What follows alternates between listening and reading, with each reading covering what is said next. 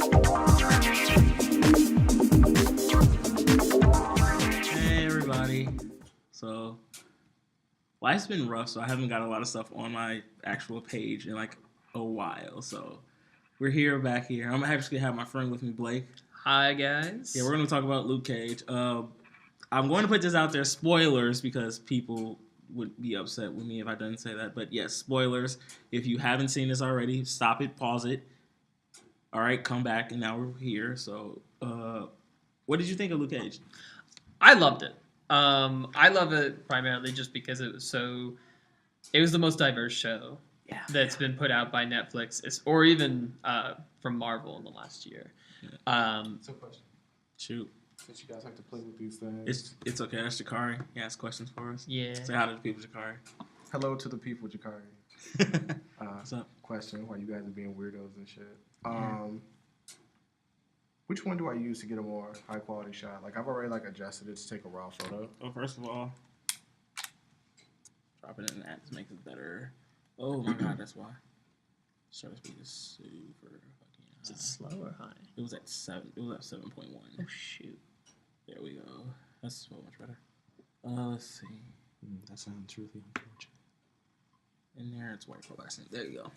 Okay. Thank you. You're so good to me. Oh my God, thank you. No problem, Jakari.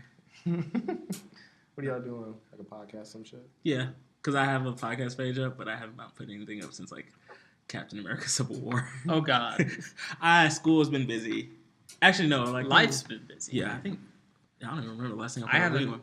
haven't watched the most recent documentary I watched was 13. So. I gotta watch. I might watch that tonight. I almost cried because I saw that. I saw it on Netflix. I should watch that. But yeah. So definitely. Oh yeah, definitely diverse. I think Luke Cage, out of all of them, felt the realest in a sense. Oh yeah, I think hands down Luke Cage was the most real. Theo Rossi, who played Shades, was probably the most cartoony character. But here's the thing. It was not a bad thing. It actually worked for the character. Fit. Yeah. And also, you gotta understand, when this comic came out, it was in what, It was set the original Power Man came out in 1972. Exactly. Now, I'm not a connoisseur of Luke Cage. Luke Cage was not one of the comics I read as a child, so I don't know everything about it. But yeah, Luke Cage came out in 1972. The original Luke Cage only went for about 52 issues before he went to what everyone knows now as Heroes for Hire with him and Iron Fist. So the original one only had a certain stretch, but yeah, I think it worked very well. I think all the characters were good. I think there were some underdeveloped ones, like a certain character we will get to. Yeah. I think the best out of all of them probably would be Alfred Weird's character, Black Mariah, or just in the comics she's Black Mariah, but in the TV show she's just regular Mariah. Yeah, I forgot her last name. I can't remember. Let me get my IMDb. Yeah. She played a great. I liked her character arc from going from just a regular corrupt politician to a actual supervillain at the end of it. And that was great for her. And it was sort of the idea of a woman in power. I thought was another cool, diverse character. It was something we hadn't seen in Marvel superhero TV or in the movies in a while. Is a woman that's the villain, and she's not a big time politician. Yeah. She's just she's just out to be mayor She's not even out to be mayor. She just wants to be I think alderman of Harlem, not something super she's not trying to be mayor of New York or leader of Shield. She just wanted to be in charge, and that's the other thing about this. This one was very morally gray in a sense. Oh, I know. The show, the best thing about that show, I think, was the fact that it was morally gray. You had characters like Cottonmouth, who, in a sense, was doing a lot of bad stuff, but he was helping that politician, helping that character. Yeah. Cottonmouth. He was trying to do something good for Harlem. Yeah, Cottonmouth. I compare him to basically Wilson Fisk of Daredevil, who yes, he was a villain. Yes, he did unspeakable things. But at the same time, it was all in the name of I'm trying to make Harlem better. I'm trying to make my city better, and I don't want to be, called as a villain from something that I'm not being. One thing I love about this show as well is the fact that side characters manage to just keep me interested even when we're not focused on the hero in the sense, or even the villain, whether that be Luke Cage, Mariah, or Cottonmouth. The side character stories are amazing. Yes. I mean, I was constantly interested about Shades. Shades. I think even like characters like random characters like Zip, who was like the henchman. By the way, did you ever get the vibe that he's just like he's on the edge of just like walking out? Where he's just I'm done. You know what? I'm done with this. Like I saw a guy's face get beaten. I just saw a dude get thrown off a building for no reason. For the record, in the very first episode, the most beautiful shot is the scene where Cottonmouth is beating. Oh, and it's juxtaposed with the Biggie, and he with has the crown on it. Yeah, and as he says, everybody wants to be the king. It is the greatest shot, and it's so cheesy, but it works so well. I love the juxtaposition. The thing I love, like you said, the side characters on the show, because everyone from Misty Knight to Pops to Bobby Knight to Shades and to everybody on the side characters, like they had their own thing. They weren't just like, if Luke Cage is around, well, we're not doing anything. And I think Misty Knight, to me, arguably shined the most out of this in this show. I think she was like, because I originally heard it, I'm thinking like, okay, she'll probably be in a few episodes, maybe mentioned here, and probably be in the finale. But no, she was in the entire show, and she was doing something. Like she wasn't just there. Oh, she's big. For like she's Luke. Huge. Like she wasn't just there for like Luke Cage to be like, oh, yeah, there's this girl also here who's here too. Like, no, she's like doing stuff on her own, and she was perfectly fine with it. And I thought that was great. Another character that sort of stands out to me, who you can I guess say is the main white character in this, I suppose, is Frank Whaley. Oh yeah. Who is the corrupt detective? You find out in the show. Yes. Another character that's sort of cartoony, like just classic, classic cop who's somewhat racist. Yeah. And, yes. And also just a complete a-hole through the whole thing. I guess we have to talk about this. The issue that people had with Luke Cage was the fact that it was racist because it didn't have any white people, and the only white person it had was a corrupt cop, and that was racist. I love the show because it didn't have those many white people. I no offense, but yeah, because it was in Harlem. It's a predominantly African American community. People who haven't been to Harlem would know that Harlem's predominantly African American Latino. I get why other people are upset because, once again, when white people aren't the center of attention, all of a sudden, it's not about me. Why? But, no, it wouldn't have made any sense for people. They even say it specifically in the show when it's just like, yo, Tony Stark and Captain America aren't coming to Harlem to save people. And it's true. And I think that's great. And that's what I love about these shows is that they... especially the Netflix versions, sometimes a lot more than the regular Marvel movies that have come out, is the fact that they add so much more depth, and the fact that people like Tony Stark, people like Captain America are not going to come to Harlem to help out the smaller people in this world. And I think that works so well for it. It's the same thing with Jessica Jones, where that couple that tried killing her, they were all mad at her because she was by definition, a mutant or... Whoa, can't say mutant. My apologies. We can't say mutant. Fox will get upset if we say mutant and stuff.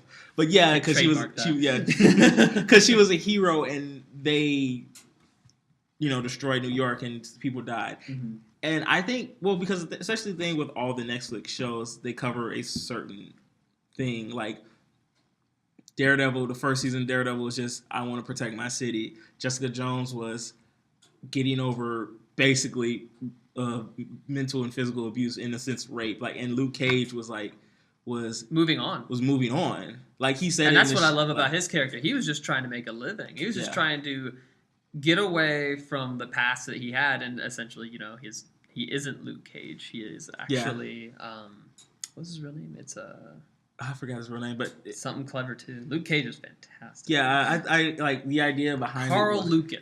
That's Carl Lucas. Yes, we say we're gonna spoil things. Yes, he was originally a criminal. Well, I mean, it's not really spoil things. It's in the comics, so I mean, if you read it. But yeah, he was a prisoner and he went to jail, and due to experiments, which was interesting because they never outright say what they were trying to do, but they were trying to recreate Captain America.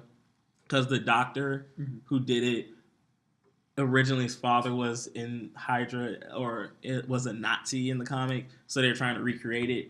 But they didn't say that. They just went out for the with the racist Southern cop and was like, screw it, I'm just gonna kill him. But yeah, and like it was always about moving forward. It's like even in the show, he's like forward always, as Pops would say, and like the show showed that it was very good at convey that without even a lot of words in a sense, especially with Pops, because like it was so. I love that was the first death that I didn't see coming. I'm thinking like, okay, Pops is going to be around. I think he'll get. I thought he was just going to get shot and then maybe in the hospital. I didn't think they were going to kill him off so fast. Yeah, I didn't see that coming. The next thing, and I was like, oh wait, he's actually dead. And it's like, well, I feel like that was okay. So I understand that the way they killed Pops was great. They used it as a springboard to push forward the story, and that's fine. However, I really want to know more about Pops. Like, even his past, the reason why he was called Pops and everything. They got into that. They got into that a little bit, but it wasn't really like... I understand, like, why they did it, because they had to have Luke Cage's hero moment, as to a sense, because, again, at the beginning, he was like, I don't want to do this, like... Pops saw something more He's like, he saw more in him, like, I don't want to draw attention to myself. And then when he died, Luke Cage was like, okay, I guess I do have to stand up for Harlem and stand up for what I believe in. I think one of my favorite quotes from the show was during the radio personality, who I think is she's the Hellcat from Jessica Jones. Exactly. Tracy, or not Tracy. Tori? Tori, yeah, Tori. Yeah, Tori. And I love her comment about there's something inspiring and strong about a bulletproof. Oh no, that was Method Man. Or was that Method Man? That was Method Man. It's something powerful. Oh, that was Method Man. My apologies. It's something powerful about a bulletproof black man. Yeah, and I think that was a perfect quote, and it's so true. And I feel like it resonates with this time, especially with like police brutality and all the stuff that's going on in the news. And like I said, like I said, you may be cool, but you'll never be as cool as Luke Cage with his own theme song. That was amazing just to hear Method Man. But yeah, I think definitely what he said when he said it's something powerful seeing a black man that's bulletproof and unafraid. Because like I said, and this show is very heavily tied into what's going on in the real world. They don't shy away from it. They outright say Trayvon Martin's name several times. And I think it's interesting. You see, you saw when he was rapping, a lot of people with bullet holes in hoodies and just sitting there. It's just like, yeah, this is his city, and like we have his back. I love the whole like hoodie with bullet holes in. I love like. There's so much just in that imagery that's just fantastic. Which that's another thing. This show is beautifully shot, and I will say this right now: the music. Oh my god! If you don't like this show just for the show, you gotta love. You'll love it from not only just from the music that they brought in, but the original scores for it and everything. Like from the time where they perfectly blended the actual music artists with with the scores for the show in itself. Like the ending, like the opening credits for it, when you hear that music, it's so unapologetically, as I said it before, it's unapologetically black. And that's okay though. Like this show, I think is unapologetically black, and it should be based around where it takes place and the characters that you have. One of the and I'll say this right now, Jadena's "Long Live the Chief" is like the best performance in there, other than Wu-Tang Clan's. Oh yeah. What is it? Bring the ruckus. When he busts in to the Christmas Adams.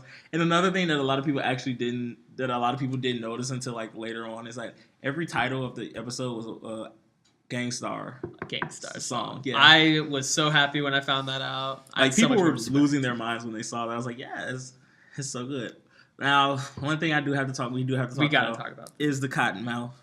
Cottonmouth was such a good, like he started out like he was such a good villain. Like he was like the you could like him. You could like him and hate him because he was like, as I said before, he was literally just Wilson Fisk. He wasn't even that bad. He wasn't even that bad. He's not even like the result of Pops being killed. Yeah, technically. He was more upset with Pops being killed than anybody else. He was like, he threw the dude who shot him off the building. Yeah, the guy who plays him, I'm gonna fudge this name up so bad, so so excuse me, and I'm sorry. Mahershala Ali, he is with. Sure. Hold on, Jakari's interrupting. I'm sorry. I don't know if it's possible to pause the podcast for like a second. What's that? But Ichiro's like getting his stuff. Just like write his stuff down. Yeah. Like I do this card reader. Okay, I'll go do it. I'll just keep the talking, audience entertained until then. James has to do grunt work. It's cool. It is. But no. I'm gonna go ahead and just talk about Cottonmouth for a little bit. Mahershala Ali, who plays, and again, sorry if I'm mispronouncing that, who plays Cottonmouth, who's also in the show House of Cards. In case you didn't know, thank you IMDb for that information. He did a fantastic job, and like James and I pointed out, his character in general is very likable. At the same time, you have to go against him for some of his where his moral compass stands, and it's really interesting. And I think that this show does a lot with focusing, like, where does your moral compass stand? Like, where do you focus your attention? Where are your morals, in a sense? And the fact that, you know, even the people with the best intentions can be completely corrupt, which I guess we can take that back to even today with politics and whatnot, and how, you know, we could look at some politicians and see them as, you know, either they're out for themselves or they may have once had good intentions, or and they've since then been changed. Which, again, the show does a great job of hitting those things on a deeper level. One thing I want to focus on, and I'm not going to talk about the thing with Cottonmouth until James gets back here, just because I know he really wants to talk about that, and I do too. And prefer we do that together. But the good thing about this show, and it's the most complicated thing at the same time, is the fact that this entire show is based around a character, a superhero, who is legitimately bulletproof and super strong. He's practically like Superman. And it's really tough. And I don't know if you guys have seen the recent Superman films or even Batman v Superman. It's tough to hit, to resonate with characters on that level, because they are essentially indestructible. And it's kind of interesting because Superman, I don't feel like they did a good job. I don't feel like with Superman, or I mean Man of Steel, that they did a good job of allowing that character to connect with an audience, and it would be actually really hard to do that. However, with Luke Cage, they managed to get a character who is completely bulletproof, completely super strength and everything, who is essentially almost unbeatable. They managed to get that character to resonate with an audience, which I think is pretty cool. I was just telling, and James is back here, I was just telling the audience about how it's actually kind of cool with the show and how they focus with movies and stuff like Man of Steel. It's hard to get an audience to resonate with a character that's essentially indestructible. And this show manages to do that. Well, it's hard to get a character, especially with someone like a Superman or a Batman or a Iron Man or even a Captain America, because when you look at those characters, and that's why I think the Netflix TV shows shine. When you look at those characters, because they're practically, you know, literally, well, Superman is basically a god among men, and it's hard to connect with him on like a personal or even a character level. But someone with like a Luke Cage, he goes through things that you go through, I go through, anybody goes through. That's normal. That's normal. Which I think that's the best thing about it. They managed he to has put him flaws, in he has fears, he has a crap job. Like, yeah, he has 2 jobs, and he can barely afford rent to this lady at a Chinese restaurant that he lives above. Like, who can't connect to something like that versus a billionaire, you know, playboy billionaire philanthropist, or a guy that just wants to fight in a war? We're not trying to say that Donald Trump is in any way related to Tony Stark here. No, God, no. Let's make that clear. Listen, Tony may be a jerk, but he's not he doesn't. He's not a sociopath. Yeah, he's not a sociopath that we know of. Anyway, he doesn't want to have sex with his daughter. That too. So, moving on, I know I held off on the subjects. I know you wanted to talk about it, about the one big flaw in the show, or I guess what we would consider one thing we definitely had an issue with. I have a few that I like. I think definitely the biggest flaw for me is definitely the death and the new character. I mean, the new main villain that came after it. Mm-hmm. I didn't like I didn't like the death of Cottonmouth, which basically was like the mid-season finale of the show. To just have another character like Diamondback come into it and basically just kind of be, hey, I'm here because I hate Luke Cage because I'm his half brother and nobody loved me, so I want to, destroy Luke Cage's life. Nobody loved me. Yeah, like that's what Nobody it basically was. loved Like me. his mom loved me. His mom, he was the miracle child, and I did this. I was like, that didn't mesh well together. It was just like they threw a lot at you. It's like they added an extra element to it that didn't need. I feel like the show could have done a little bit better with that if they pushed it. If they maybe I would have been okay maybe if Cottonmouth no matter what the problem is, I love the character of Cottonmouth so much. I feel like I could have dealt with him dying at the very end of the series. Yeah. But there's mid-season finale was such a shock, and when I watched it, I was like, that's ballsy. I feel that like is ballsy. Because we never had that conclusion between Luke and Luke and Cottonmouth. They were building it up so well. He worked for Cottonmouth up until that issue with Pops. They were essentially the same. Like Luke Cage wanted to make Harlem better. Cottonmouth wanted to make Harlem better. Only difference was Cottonmouth was doing it, going a different route with it. And it was like we never got that into it. So it was still kind of up in the air about whose philosophy on Harlem was right. Like you bring someone in like a Diamondback who isn't from Harlem, and Luke Cage isn't from Harlem, but Luke Cage was Harlem. And you see that just okay, but we never got the conclusion part of it. So it was just it was up in the air. And then the addition of Diamondback just being Luke Cage, he's my half brother, so I hate him because of that. It kind of just felt forced. Yeah, I agree with that. I'll say this right now: that death. The only thing that death actually brings forward is the character of Maria. Mariah. Uh-huh. And that's good. And what's even more shocking is the fact that she killed him. She went bad the shit crap crazy. Out of her. She went crazy. At first I didn't see it coming. I was just but then when he implied that basically she was raped by her uncle, I was just well. Then it got dark, and then it just happened. Yeah, and that's the only positive to come out of this. I don't know how I feel about the whole Shades and Mariah kind of love interest. I don't know if it's really a love interest or weird. It's a little odd. That was it was at the end of the season. It was a weird power love thing where it was just she's accepted her role was just like pure, a Beyonce Jay-Z without the love. Weird thing, and it's weird. So it was just okay. It's really weird.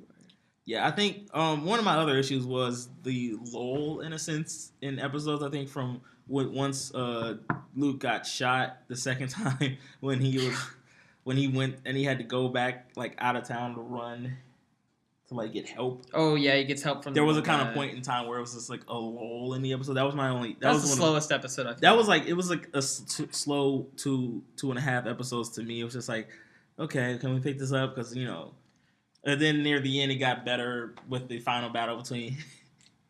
And even in that final battle, it was hilarious because you had people. You had people just standing around oh, you gonna let him talk about your mama like that, Luke Cage? It's that kind of broke away from the actual moment. It broke away, but at the same time, it made it more honest and black because it made it more black because that's what happens. Hey, you see two dudes fighting, it's a circle, it's you two fighting. Only difference was one had superpowers, the other had a suit, which was very actually comic accurate, which again sometimes it's not a good thing because we got comic accurate Luke Cage for a good few seconds when he had the tiara and the yellow. Yeah, but he threw that out. Yeah, because it didn't look it doesn't look good. Some things that look good on page do not translate to the screen. Well, that's the best thing about it is that he actually threw it out and he went on from there. It's just sort of this moment of this looks dumb, and it's yeah, it does look dumb, especially given the time period that you're in. Look where you're at. Yeah, and so the hoodie just works so well for him.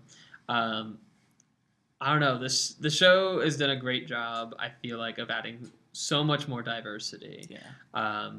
I'm really interested when the Defenders come out to see what they do with that. Yeah, I'm interested in seeing too because I really want to see if they're just going to tie Iron Fist and Luke Cage because that's where the bulk of his greatest stories come from, is him together with Iron Fist. And Iron Fist is coming out in March. We'll probably do one for the Iron Fist one too as well if I can get to it, if I remember. I'll get to it. Yeah, so we'll do it in Iron One. And I can't really wait to see how they go with the Defenders because they actually have like Sigourney Weaver is going to be Typhoid Mary. Oh, I've heard about that. She's like the villain in that. Yeah, she's going to be the big villain, great. which is going to be interesting because Typhoid Mary kind of goes along with the hand, and that kind of ties in. So it's going to be interesting to see because Typhoid Mary kind of goes with most of those characters, but not really a lot of them. So it's going to be interesting on the route they go for the Defenders, but I'm interested. Where do you think season 2 will go?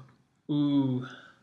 Well, we leave the end of season 1, Luke Cage doesn't get his coffee. He does not get his coffee. Damn it. The government blocked. How dare they? The government the cops did. Man, they did it again.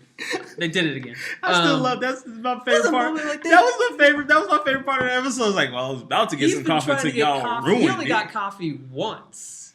And for the record, any of you listening, again, you obviously need to watch the show. Yeah.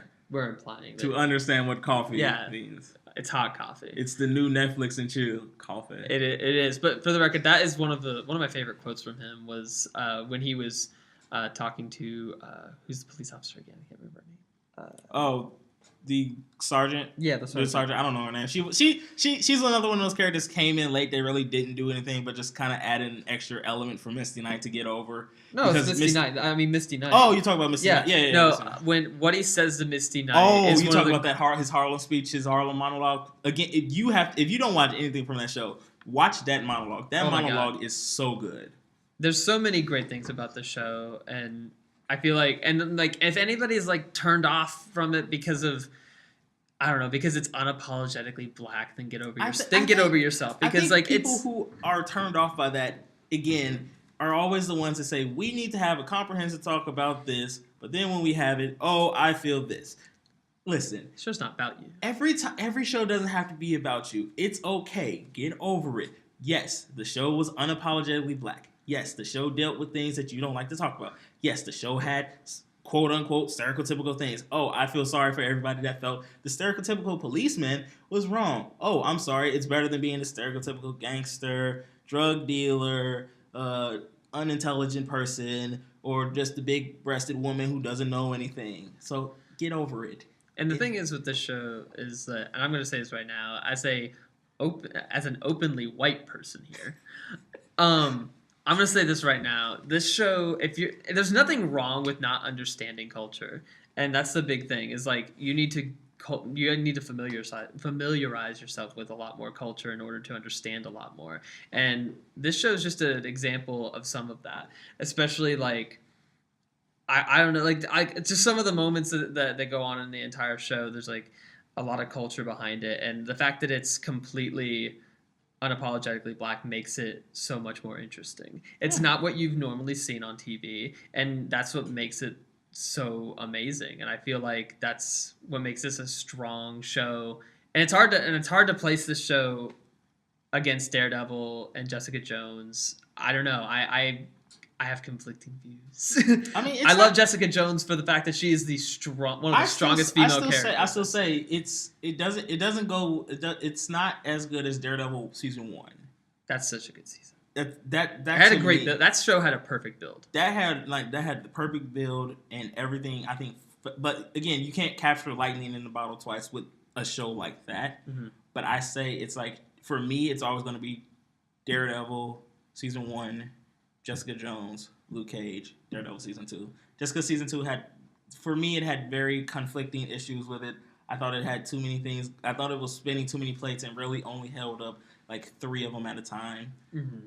So I think that's the order it will go for me. And that's not a slight on anything. Like that's like saying that's like getting the bronze medal in the Olympics. Like, yeah, you're in third place, but you're in third place against the entire world. And let's be clear here, like these shows, and again, we talked about this before the podcast, is the idea that these shows are based around like characters because these shows were meant to be TV shows and not movies. Like these fit that TV format better. And they do, and I think the fact that they're so dark, like some people complain about the darkness and the brutality of it, which this one wasn't that brutal. It really Daredevil season one was brutal. Dark. Freaking Daredevil season 2 was way more brutal. Was way more brutal, and I think Jessica Jones dealt more mental brutality than anything. Well, it brought the rape. It brought the rape in like to the darkest place you could exactly. Like this one was more on just of a person finding his place in the world. One thing I'll say is I'm glad Jessica Jones did a good job of setting up Luke Cage. It gave you enough of a tease, and I didn't know how the show was gonna do. I'll be honest, like I was a little skeptical, and then as soon as like the first full trailer came out, I was so excited because I was thinking, oh my gosh, they're doing this in Harlem. They're doing this. It's going to be so interesting and so different, and that's like the best thing about the show. Oh, gotcha. I was concerned about it. I was like, because I didn't know if they were going to do like the first half was him before he got his powers, then he got his powers, then he met Jessica Jones. Because if you see in Jessica Jones, he's in a bar, so and Jessica Jones happened before the show, so the timeline there was a little confusing to me. But then when Rosario Dawson's character got there and said, "Oh yeah, remember me? I helped you after she shot you in the face." I was like, "Okay, so this is after the show, but before he became Luke Cage." One thing that this sort of sticks out to me is still like I wish we knew more about Pops. Like I really, and I hope they. I don't know how they will. I doubt they will, but. Some of the moments of Pops are some of the greatest moments in the show. At least some of the most, like, I guess, some of them are pretty emotional. Oh, yeah. I mean, Pops was, look at that. Pops was... He's the moral compass. He was the moral compass, and once he died, he was just like, well... There you go. That was, like I said, but they needed that depth to do his hero journey. All right, we've been talking for a good... 30 minutes. Yep. I think you guys got any final thoughts on the show before we wrap this up? In general, if you haven't seen it, which, again, why are you watching this podcast now? But I would give it another watch just to look at it from a critical standpoint. It's definitely worth a second watch, and it's worth your time. And in general, I'm just excited to see where they go with this character in this show. Hopefully they can stay true to this first season format. Yeah, I just honestly can't wait to see where they go with the season 2. Hopefully they tie a little bit of Heroes for Hire in, and maybe even tie in some more of his past. Honestly, I just can't wait to see where it goes with Defenders and how that ties into not only this, but ties into the I'm so excited to see grander Punisher. Stage of the Marvel MCU. I want to see Punisher meet Luke Cage. That'll be the most awkward. I don't know how that's gonna work. That's gonna be an interesting thing because like if somebody the Punisher can't shoot. Like Daredevil, Jessica Jones, I can see those people just hanging with Luke Cage and being cool. Yeah, Punisher's like, nah. John Berthal's like, nope. What? I'm too busy. I gotta like here's these guys I gotta kill real quick. He's covered in blood. Just covers in blood. Just comes to Luke Cage's bar. This is like what did you do, Frank? Well, they were the gangbangers that didn't want to participate well, so I had to teach them a lesson. But yeah, thanks Blake for doing this with me. No problem. I will be glad to do it again. Nah, sure. We'll probably do another one pretty soon. Let's see. I know for my wrestling part, I'll probably have a Hell in a Cell up because with two pay-per-views per month, it's kind of hard to do. So I'll say this now. When's Goldberg facing Lesnar? That's probably not until not WrestleMania, Royal Rumble because they got it back at the Astrodome because they wanted. That's their second big one. So they got it at the Astrodome. So let's see. Hell in a Cell is coming up, and then I think Survivor Series. So I'll try to get Hell in a Cell because I know Survivor Series is the one all together. So we'll see. But till then, I'm only doing this because I have a live mic. See you guys later. See you.